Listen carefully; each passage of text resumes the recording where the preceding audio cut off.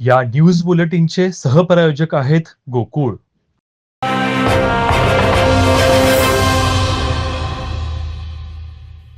छत्रपती संभाजी राजांसारखा महापराक्रमी धर्मनिष्ठ राजा इतिहासात दुसरा कोणी नाही.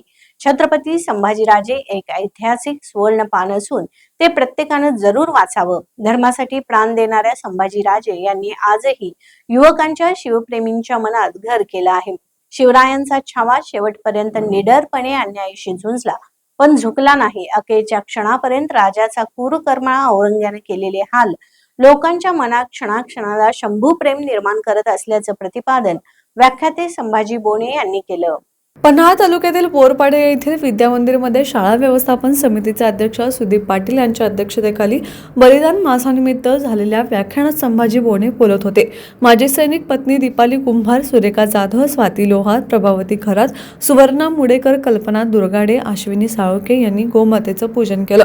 सरिता समुद्रे, नूतन चोपडे, राणी समुद्रे यांनी गोमातेला पौष्टिक खाद्य भरवलं. त्यानंतर परिसरातील झाडाला पाणी घालण्यात आलं. मुख्याध्यापक सर्जेराव मेथे यांनी स्वागत तर प्रास्ताविक ज्येष्ठ शिक्षक संजय पाटील यांनी केलं. छत्रपती शिवराय, छत्रपती संभाजी महाराज प्रतिमेचं पूजनही महिलांनी केलं.